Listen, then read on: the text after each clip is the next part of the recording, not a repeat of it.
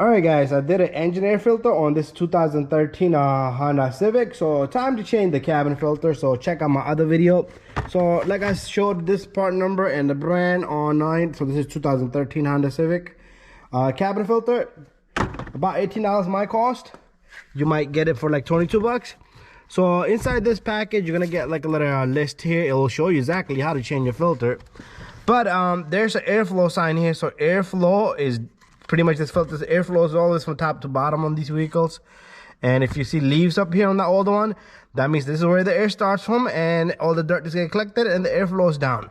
Anyways, pay attention to that arrow. So we're gonna take out this glove box. Took out everything from inside, and all you gotta do is squeeze this side and squeeze that side, both sides together. Let me just have the seat back a little bit.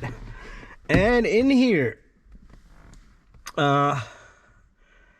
we got a housing for the cabin filter. So you're gonna push on this tab, and same thing on this side. This little guy is gonna remove, and then all you're gonna do is grab this filter and slowly pull it out. Maybe no one replaced this guy, maybe somebody did, and this guy comes out. So there's no plastic tray, just a filter. So this is how this baby's looking like right now. We're gonna put this away. Remember, the airflow is down, so we gotta follow those arrows. Airflow is down, so this hard side to side, just so we took out. If you try the other way, the filter's just gonna get crushed. So it goes right in, sits just like that.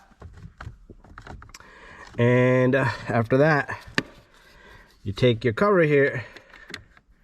See, it will tell you airflow here. It will tell you airflow here.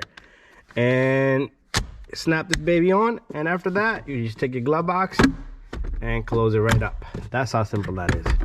Thank you for watching my video. Don't forget to subscribe, share, and like. See you guys on the next video. If you guys got any questions, don't hesitate to send me a message and we will let you go here.